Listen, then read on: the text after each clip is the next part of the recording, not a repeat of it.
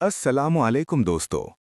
अगर आपकी प्रॉपर्टी पर किसी ने कब्जा कर रखा है या आपका सिविल केस 10 या 15 साल से कोर्ट में लटका हुआ है और आप रोज-रोज तारीख पर तारीख से परेशान हो चुके हैं, तो आज की वीडियो आपके लिए बहुत इंपॉर्टेंट है, क्योंकि पाकिस्तान में एक नया कदम उठाया गया है जो कब्जा केसेस को बहुत तेज तरीके से डिसाइड करने के लिए लाया जा रहा है। सबसे पहला सवाल जो लोग पूछ रहे हैं ये है कि क्या प्रॉपर्टी ट्राइब्यूनल का नोटिफिकेशन आ चुका है और क्या ट्राइब्यूनल ने काम शुरू कर दिया है। इस वक्त की अपडेटेड पोजीशन ये है कि प्रॉपर्टी ट्राइब्यूनल ऑर्डिनेंस 2026 आ चुका है, लेकिन अभी तक ट्राइब्यूनल का ऑफिशियल नोटिफिकेशन इशू नहीं हुआ। रिलायबल रिपोर्ट्स के मुताबिक इस पर काम चल रहा है और स्ट्रॉन्ग चांसेस हैं कि ईद से पहले पहले नोटिफिकेशन आ जाए, मतलब सिस्टम ऑलमोस्ट रेडी है और सिर्फ फाइनल अप्रूवल का वेट हो रहा है।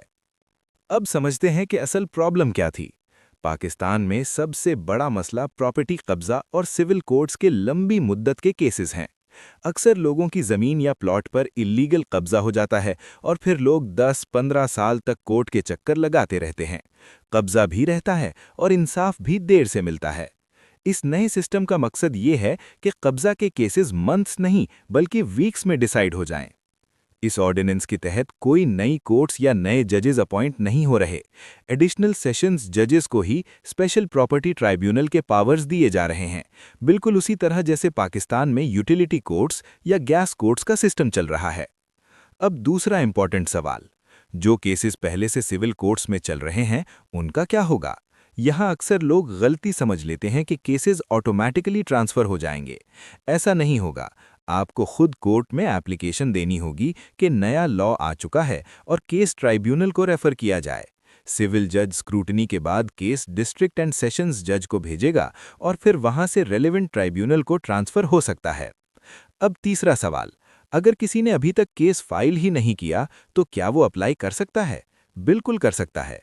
कब्जा एक कंटिन्यूइंग कॉज ऑफ एक्शन होता है। अगर आज भी आपकी प्रॉपर्टी पर इल्लीगल कब्जा है तो आज भी आप ट्राइब्यूनल में एप्लीकेशन दे सकते हैं। प्रोसीजर भी बहुत सिंपल रखा गया है। आप एक सिंपल एप्लीकेशन ट्राइब्यूनल में सबमिट करते हैं। ट्राइब्यूनल 3 दिन के अंदर केस स्क्रूटनी कमेटी को भेज देता है। अगर वहां सुलह हो जाए तो कब्जा वापस दिलवा दिया जाता है और रिपोर्ट ट्राइब्यूनल को भेज दी जाती है। ट्राइब्यूनल उस पर जजमेंट और डिक्री पास कर देता है, जो आपके लिए लीगल डॉक्यूमेंट होती है। लेकिन अगर सेटलमेंट ना हो तो ट्राइब्यूनल खुद लिमिटेड टाइम के अंदर केस डिसाइड करेगा और उसके बाद सिर्फ एक अपील हाई कोर्ट में होगी। अब एक इम्पॉर्टेंट वार्निंग भी सुन लीजिए। अक्सर लोग फेक डॉक्यूमेंट्स, इनकम्प्लीट एप्लीकेशंस या गलत फोरम में केस फाइल कर देते हैं। इससे उनका केस वीक हो जाता है। हमेशा प्रॉपर लीगल गाइडेंस के साथ एप्लीकेशन फाइल करें और अपने ओनरशिप डॉक्यूमेंट्स कंप्लीट रखें। इस वीडियो का सिंपल टेक अवे ये है कि कब्जा कोई तकदीर नहीं है, ये एक लीगल प्रॉब्लम है जिसका सल्यूशन लॉ के जरिए मिल सकता है। सिस्टम धीरे धीरे चेंज हो रहा है और आम आदमी को रिलीफ देने की कोशिश की जा रही है। उम्मीद रखें, हिम्मत रखें और अपने लीगल राइट्स के बारे में आगाही हासिल करें।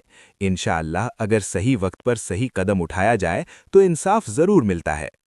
मैं हूं Mahmood Alam Ansari, advocate high court, senior member one link law firm Faisalabad. आप देख रहे हैं मेरा यूट्यूब चैनल।